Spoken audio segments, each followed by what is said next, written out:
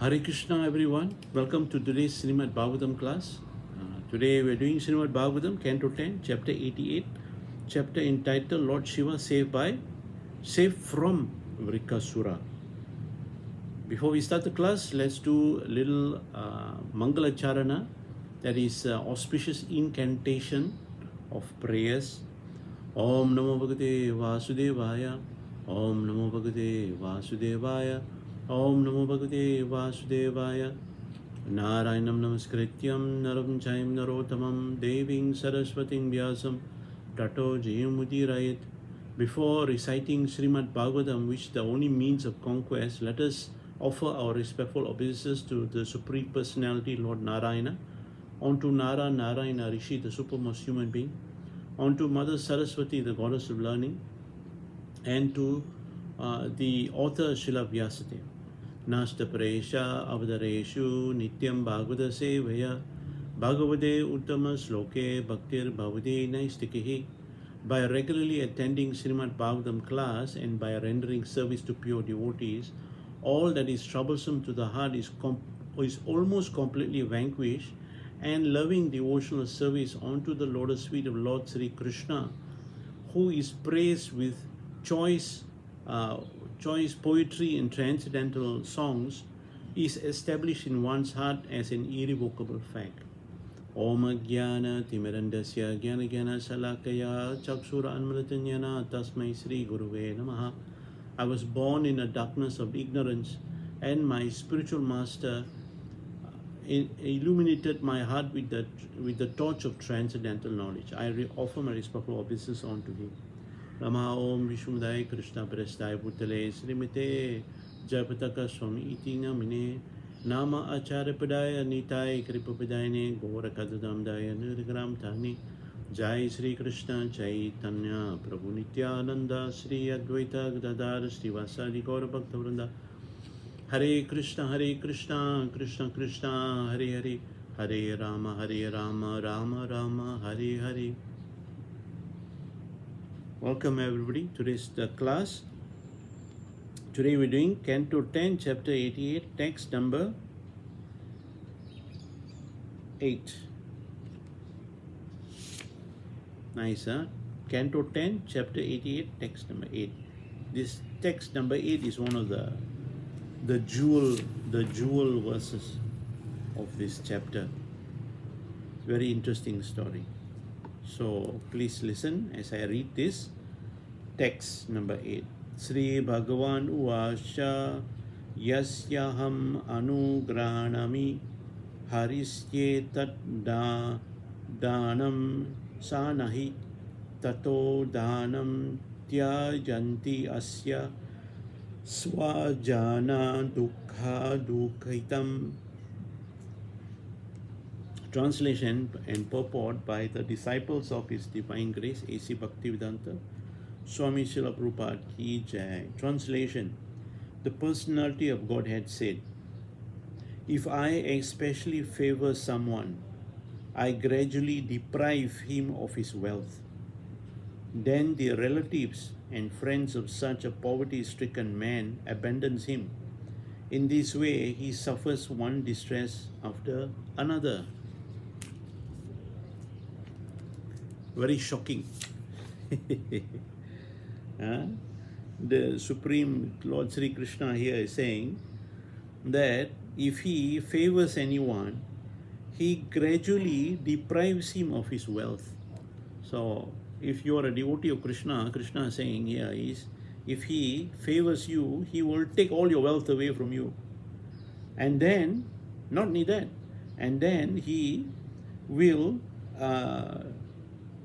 will make sure that all your relatives and friends abandon you. Why? Because they say, oh, this poor person already, we cannot get anything from him. Better we run away. Better we don't associate with him. In this way, he suffers one distress after another. So the question might come, why Krishna so cruel? Why is he so cruel? So this chapter is a very interesting chapter. It starts with Parikshit Maharaj asking a very, very interesting question. Now the question is, those demigods, demons and humans who worship Lord Shiva as strict renunciate usually enjoy wealth and sense gratification, while the worshippers of the Supreme Lord Hari, the husband of the goddess of fortune, do not. So here Parikshit Maharaj starts this chapter by asking his spiritual master Sukadeva Goswami this very, very intelligent question. He's saying that those who worship Lord Shiva, even though the worshippers might be, demigods, demons, or even human beings, these worshippers of Lord Shiva, somehow or other, they will get what they desire in terms of wealth and sense gratification. Ironically, when you look at the devotees of Lord Sri Krishna, majority of them who worship Sri Krishna, they are very poverty-stricken, very poor, very impoverished. So Parikshit Maharaj is puzzled. They say, why is this? Now the answer that comes from Sukadeva Goswami is very, very interesting. He gives an answer in such a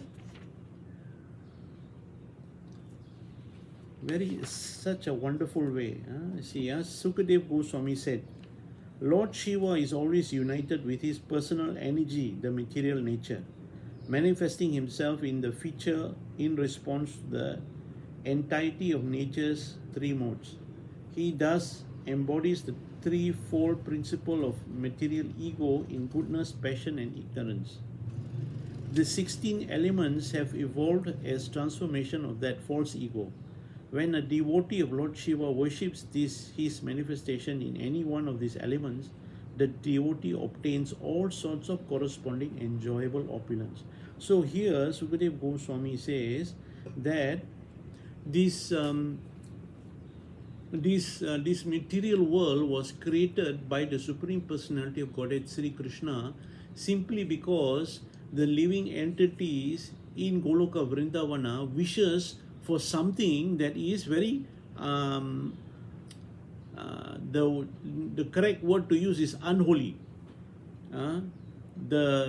What they wish for is for something that is not their nature, that is outside of their nature. It is like seeing a fish. A fish, when in water, the fish is happy.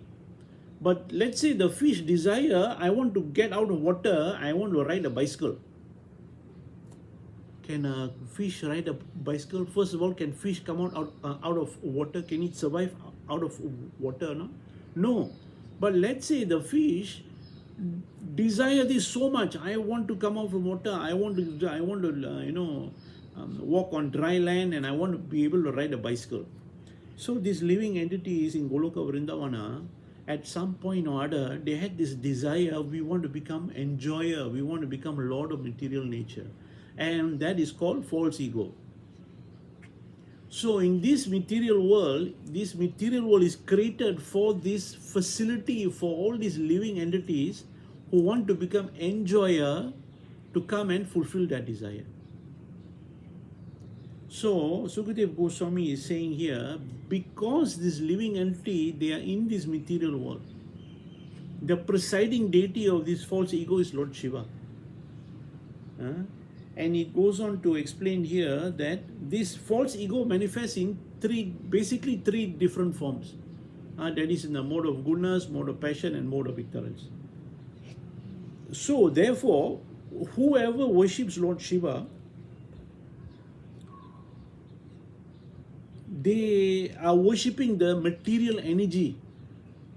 They worship the material energy of this material world. So material energy also comes in the form of wealth, comes in the form of sense gratification. Therefore, those who worship Lord Shiva in any one of his different forms, in the mode of goodness, mode of passion, mode of ignorance, they will get this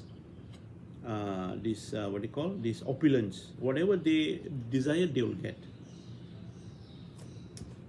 So let's read on further what Sukadeva Goswami says. Lord Hari, however, has no connection with the three modes. He is the Supreme Personality of Godhead, this all-seeing eternal witness who is transcendental to material nature.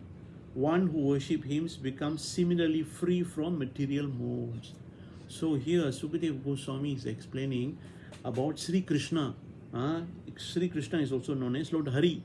Lord Hari here means the one who removes the sinful reactions of those who perform sinful acts.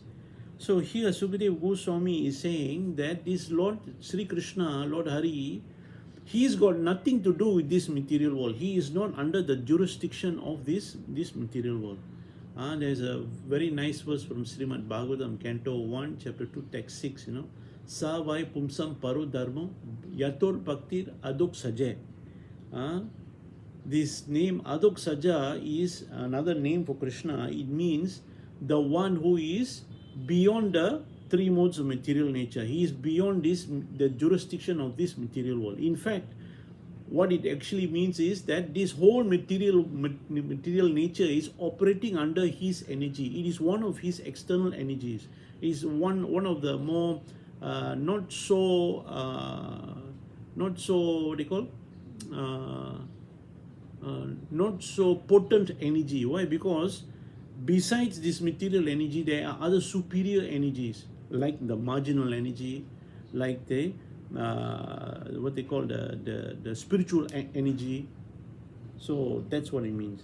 So because Sri Krishna has got nothing to do with this material world, therefore those who worship Krishna also will become free from this three mode of material nature. So this is what is being stated here. So it's very important to understand that those who worship Lord Shiva, they usually worship him for some material benefit. They usually will get. So some of you might be thinking, hey, like this I better worship Lord Shiva lah. Why should I worship Lord Krishna? So the what they call the answer continues.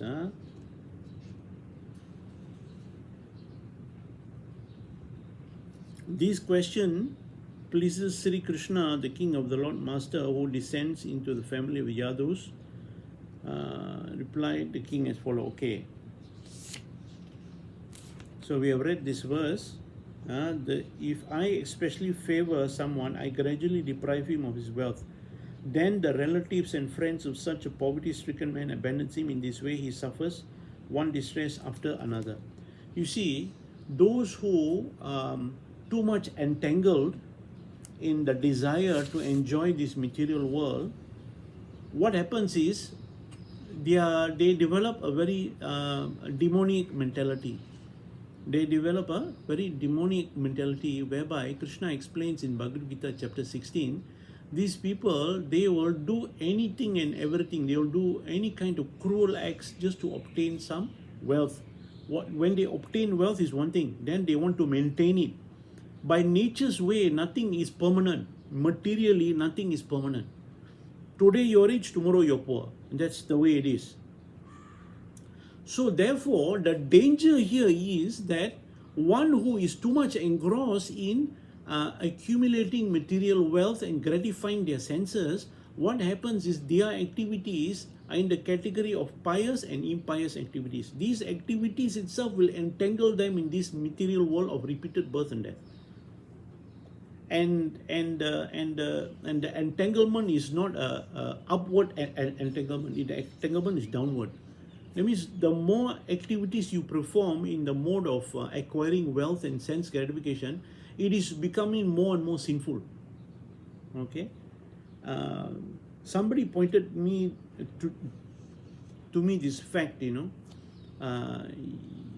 said that if you don't believe this point, let's say you have no faith. Okay.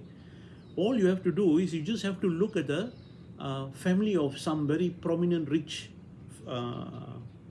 family in anywhere around the world. You will see that this family is rich. They got big house, big car, big business, or very opulent, very this, very that, all nice. But where the happiness really matters in having wealth, you just look there, you will see something that is an indication of their sin. And most of the time, you will see like this family will be so rich, so opulent, outwardly all very wonderful, but in their house where they live, there'll be somebody there who is a retarded. There'll be a retarded child. There'll be somebody who's having a major illness. These are all signs of sin. You see, but on the other hand, you look at the devotees of Sri Krishna. Outwardly, they seem to be poor. Outwardly, they seem to be poor. But the most important thing about them is that they truly enjoy life. Being poor, they enjoy life. Why? Because they are not harassed by the fear of acquiring money, the fear of maintaining it, the fear of being victimized. They don't have this fear, number one. Number two, the devotees of Sri Krishna, they see everything in terms of how is this thing connected to Sri Krishna. They all understand, they have very superior knowledge that everything in this material world, Vasudevam Sarvam Iti, everything is connected to Krishna. Therefore, their attitude is they like to use everything in the service of Krishna. So therefore, if you can understand this, then you will understand why Krishna is so bewildered. He himself is bewildered to see how the gopis, they, in their effort to serve him and to please him, the gopis themselves feel so much pleasure that, Krishna cannot even begin to understand the level of the pleasure the gopis are feeling. So this is actually true with devotees also. Those who are totally surrendered to Krishna, what happens is they perform activities that is in loving service to Krishna. They constantly meditating and engaging everything in their lives, their body, their mind, their intelligence, their talent, whatever little wealth they have, they are using it to simply please Krishna. And in that process, they feel tremendous pleasure, tremendous bliss. Actually, the right word here is to use bliss. Happiness is, is downward. The more you experience it, it becomes less and less and less. Bliss, on the other hand, the more you experience it, the more and more and more it becomes. So, Krishna goes on to explain here. He says, when he becomes frustrated in his attempts to make money, instead of befriending my devotees, I bestow my special mercy onto him. So, from that verse, Krishna is explaining, the Supreme, if I especially favor someone, I gradually deprive him of his wealth. Then the relatives and friends of such a poverty-stricken man abandons him. In this way, he suffers one distress after another.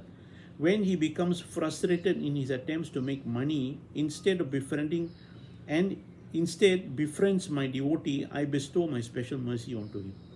So when somebody is totally frustrated, materially frustrated, automatically Krishna will send his devotees in his way, and that's what he's saying here. He says, I bestow mercy onto him by getting him in touch with my devotees. And by the influence of my devotees, what they will do is they will take to devotional service. They will lose all faith in anything material, anything to do with acquiring wealth, anything to do with sense gratification. They will just abandon this. And what they will do is they will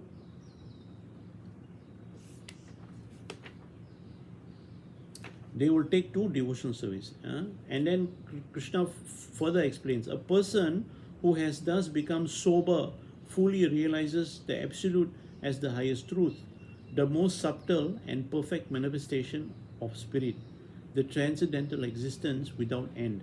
In this way, realizing that the supreme truth is the foundation of his own existence, he is freed from the cycle of material life.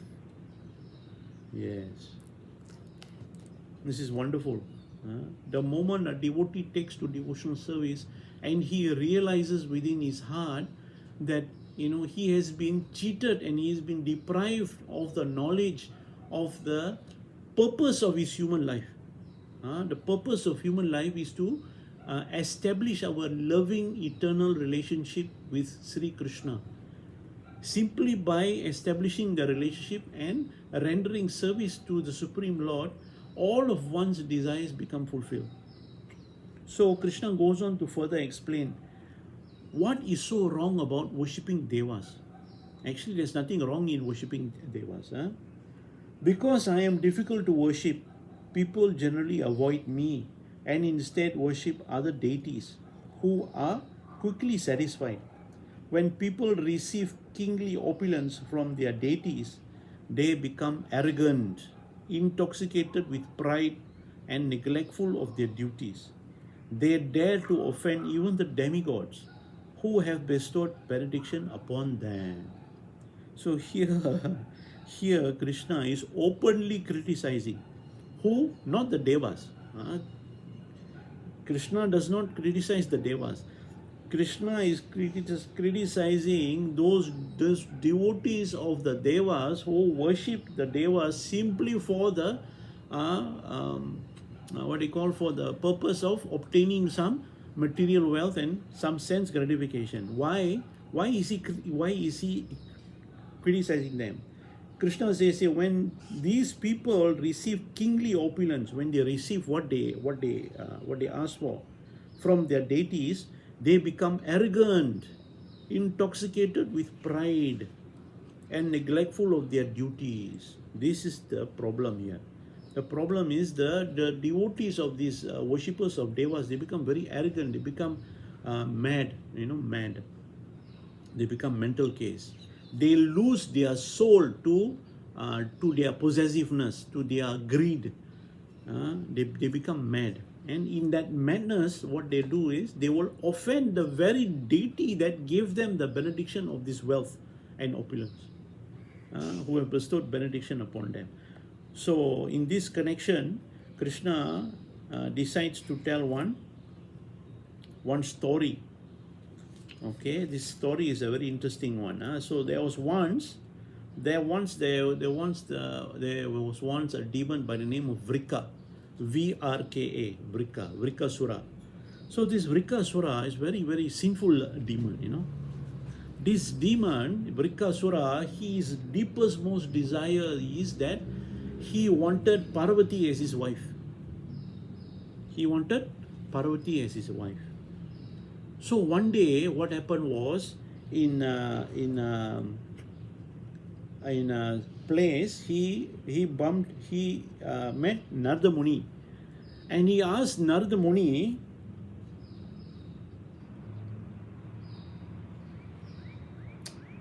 this wicked fellow asked Narada Muni, which of the three chief gods could be pleased most quickly. So this Vrkasura wanted to know from Narada Muni, which deva shall I worship whereby I can easily please him and get what I want. So Narada replied, worship Lord Shiva and you will soon achieve success. He quickly becomes pleased by seeing his worshippers' slightest good quality and quickly angered by seeing his slightest fault. So this is one of the personalities of Lord Shiva. Lord Shiva, he is known as Ashutosh. Ashutosh means one who is very easily pleased and also very easily angered. And this is here what Narada Muni is saying. He becomes very easily pleased by the slightest good quality you have. He becomes very happy. But at the same time, he also becomes very angry very quickly by seeing something wrong in you. Then Narada Muni continues to explain. He became pleased with the 10-headed Ravana and also with Banasura, when they each chanted his glories. Like bards in a royal court, Lord Shiva then bestowed unprecedented power upon each of them. But in both cases, he was consequently beset with great difficulty. Both these devotees of Lord Shiva, that is Ravana and Banasura, both of them, they were killed. Both of them approached Lord Shiva for protection from being killed from Lord Rama and Lord Krishna. Lord Shiva said, I am sorry, my friend. If Krishna wants to kill you, nobody can save you. And if Krishna wants to save you, nobody can kill you. So this Vrka Sura, after hearing this, he decided to perform very, very severe austerity. Okay. And he performed this austerity so severely that he was cutting his own flesh from his body and throwing into the fire of sacrifice. Like this, he was doing for a very long time. He was performing such severe austerity until he became so frustrated that he decided that he wanted to commit suicide. He wanted to cut his own head. So when he was about to cut his own head, Lord Shiva appeared there immediately. He said, "My dear child, please don't do this. Don't cut your head. Please tell me, what do you want?"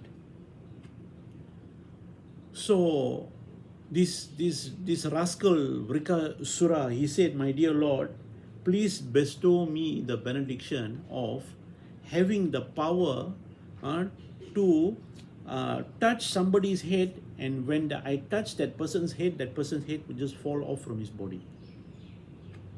So Lord Shiva, being very pleased with this Vrka Sura, he said, "So be it."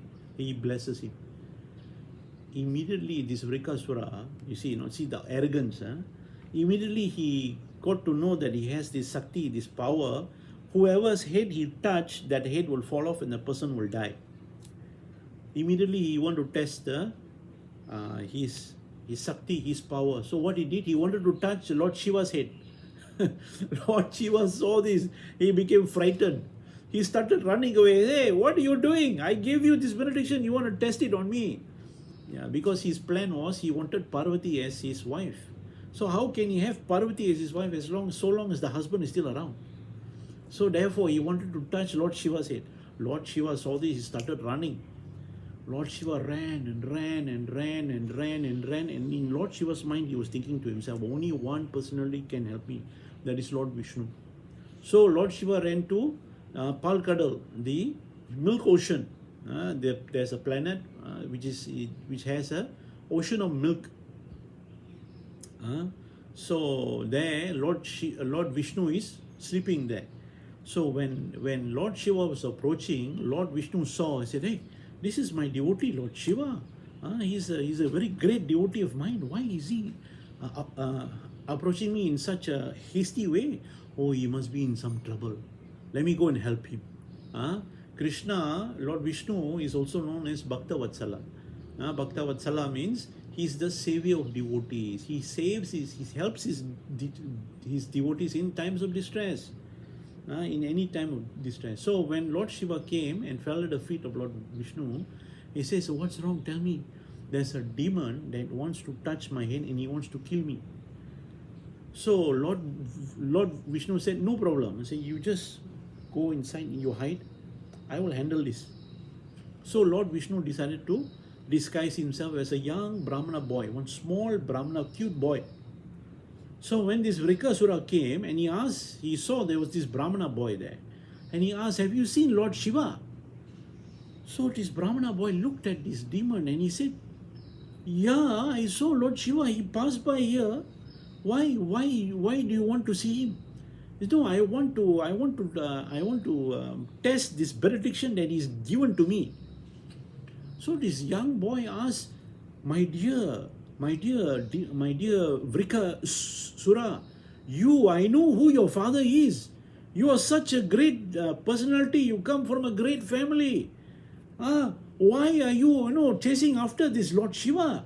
You are such a great personality." So you have to understand why did Lord Vishnu decided to speak like this very flatteringly to this demon. Why? Because demonic people, unfortunately, they have this one great weakness. They've got this false ego, very arrogant, very prideful. So little bit of praise, they will become very, very puffed up, So when you become puffed up, what happens is your emotions go up. When your emotion goes up, your intelligence comes down. So this is what Vishnu wanted. So Vishnu, in the form of this small Brahmana boy, he decided to tell this Vrikasura, he says, "You are chasing him because he gave you benediction. Are you sure he gave you benediction or not? This Lord Shiva, please understand, no, he lives in a cemetery. He lives in a cemetery, he's dirty all the time. What kind of deva is this? You want to believe him, he gives you benediction, you want to believe him. I don't believe him. My dear Vrikasura, if you have any doubt, please take this benediction and touch your own head. So this rascal Vrikasura, having been mesmerized and totally bewildered by this young Brahmana boy, he decided to take his hand and touch his own head. And guess what happened? His head exploded and he died. So this is how Lord Shiva was saved from this demon Vrikasura. So this story is very, very significant. Why? Because it shows two things. Number one, the nature of those who are overwhelmed with the desire to enjoy material life. They become overly possessed, they become demoniac, they become bewildered. And in that bewildered state, they perform activities that are sinful in nature.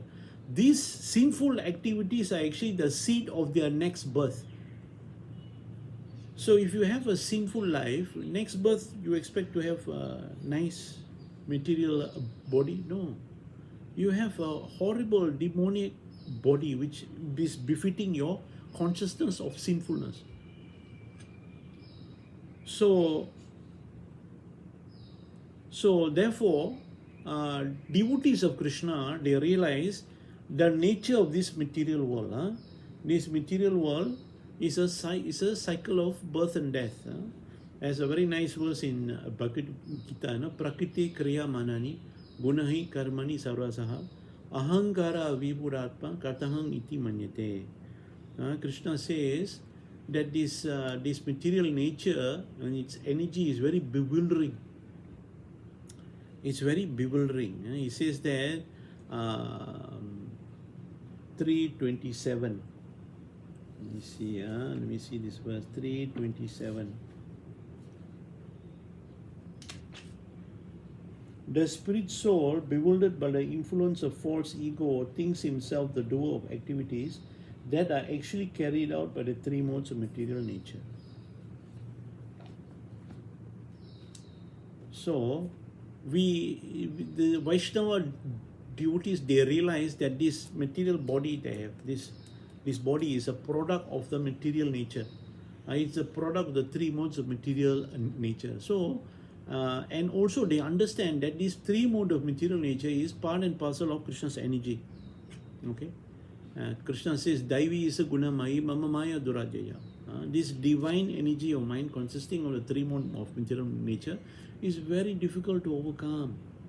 So don't try to artificially overcome this material energy. So therefore, those devotees of Krishna, they realize that simply by rendering loving devotional service, by utilizing whatever that is available to them. Doesn't matter you're a man, you're a woman, you're married, you're a brahmachari, you're whatever. That is not important. That is immaterial. That is actually not in your control. Whatever it is, whatever you have, try to utilize it by performing some loving devotional service onto the lotus feet of Sri Krishna. So the easiest thing one can do, irregardless of where you are, what condition you're in, what country you're in, you're man, you're woman, you're white, you're black, doesn't matter, is simply to glorify Krishna, to chant his glories. The easiest thing to do is to chant the Hare Krishna Mahamantra. Hare Krishna, Krishna Krishna, Hare Hare, Hare Rama, Rama Rama, Hare Hare. Simply by chanting this Krishna's holy name, one becomes connected to Krishna, and that performance of chanting is not a material activity. It becomes a transcendental activities. And those who are devoted to Krishna by performing a loving devotional service, they reside in Krishna and Krishna reside in them. Okay, this is a very nice verse from chapter 9, text 22. Let me read this verse. Only when I give class only I got chance to recite these verses, So I thought, Why should I not take advantage of this? These verses from Bhagavad Gita actually are all gems. 22. But those who always worship me with exclusive devotion, meditating on my transcendental form, to them I carry what they lack and I preserve what they have. You see, not Krishna is so merciful. He is so intimately connected to his devotees that he is saying not only the fact that the devotees are connected to Krishna in a very loving way, and he reciprocates with them, and he's telling here what he does for them. He says, I carry what they lack. Whatever you are lacking, whatever that you don't have, whatever skills or whatever talent, whatever material things that you don't have, Krishna will take care of that. And he says, I preserve what they have. Whatever you already have, Krishna will preserve it. He will take care of your wealth. You see, this wealth not only mean material wealth. Wealth here also means actually what is eternal. That is your consciousness. He protects your Krishna consciousness, and the one personality that is worshipped all over the world because of the mercy of Vaishnava devotees like Srila Prabhupada is Lord Narasimhadev. Lord Narasimhadev is a very, very wonderful personality of the manifestation of Krishna's mercy, in the sense that he protects his devotee Prahlada. Simply because why? Prahlada performed devotional service.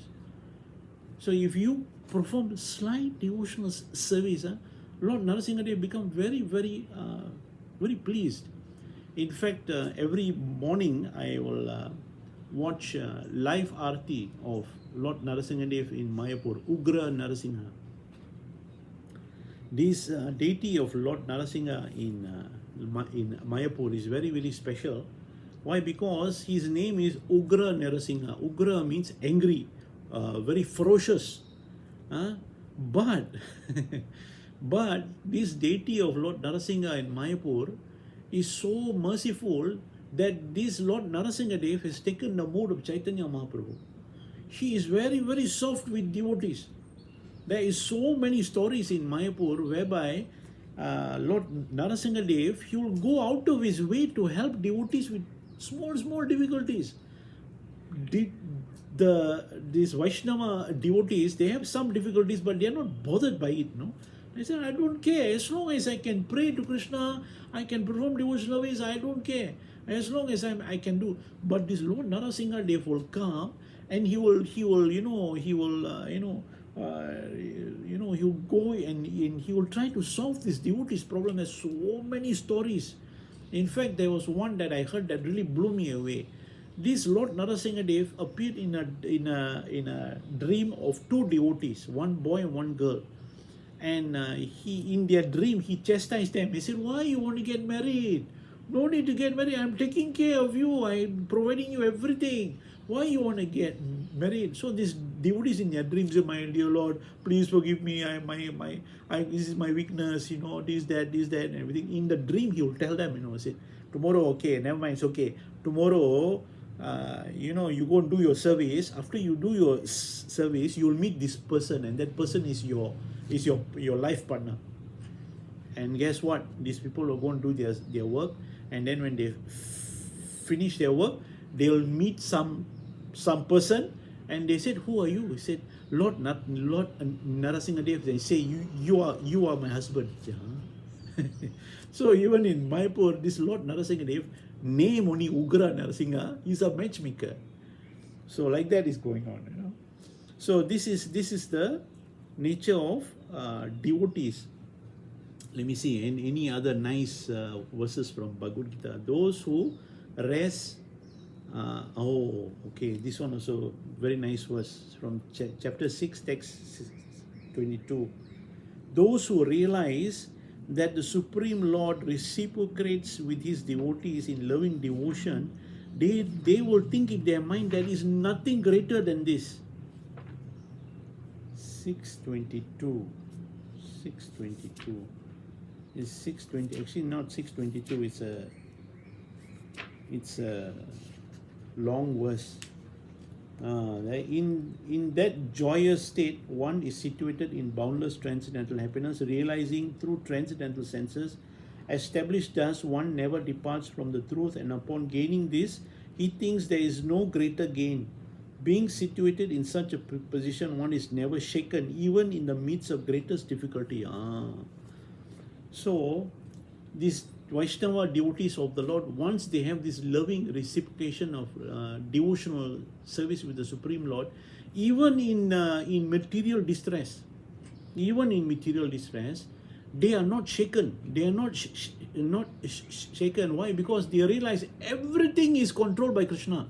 Even their difficulty that comes to them also is controlled by Krishna. They see that difficulty is Krishna's blessing. They will think to themselves, Krishna is so merciful, I deserve much, much, much worse than this. But see here, he's giving me just a slap on the hand only. Some distress just to clear my karma. I'm very, very grateful. They have this attitude. Nothing shakes them. When happiness comes, some wealth or some name or fame or what, they will think, okay, this is another, what blessing of Krishna. Krishna is so merciful to me that he is bestowing this mercy upon me. Therefore, I want to accept this in his name. So let me see. Krishna embodies in full the attractiveness of worshipping that is worth possessing. Devotees gain Krishna, they gain everything. So here, this verse, chapter 10, text 41. It says here that those devotees who realize that the greatest gain in life is to render devotional service for the pleasure of Krishna, they realize that there is no greater gain than this. Let me see. Krishna embodies in full the attractiveness of everything that is worth possessing. Devotees gain Krishna, they gain everything. And in that they realize that Sri Krishna, this is the last verse. Okay. Know that all opulent, beautiful and glorious creations spring forth but for a spark of my splendor. Any glorious or beautiful existence should be understood to be a fragmented manifestation of Krishna's opulence. Whether it be the spiritual or material world, everything extraordinary or ordinary opulent should be considered to represent Krishna's opulence. So Krishna is the full manifestation of everything that is wonderful and glorious in this material world. So devotees, they utilize everything wonderful, somehow or other they will utilize it and they will offer it to Krishna. One very good example of this is many devotees around the world who are very rich, they are very well to do. So instead of buying big property and showing off their wealth, what they do is they'll buy the big property. They'll live in that property. They'll have their own space, family space and all that. Just a normal space, like maybe 1,000 square feet for the family to stay, and the rest of the property they will convert it into like a temple, whereby they will employ some brahmacharis to take care of deities in the temple. Their house becomes a temple, and this house becomes a center for devotees to come together in festival time. So this is happening around the world. A lot of very rich devotees, they convert their homes into temples. They turn it into a center, and a small portion of the property is where they live. They live comfortably. They have their house, their this, their that, everything. The rest of the property, so this is a very, very good example. So we might not be rich, we might not be very opulent, but we can do some devotional service in remembrance and try to please Krishna without any expectation of any return. So this is actually a very, very nice story, and also actually is a very good warning for all of us. To not consider that devas are any lesser of devotees of Krishna.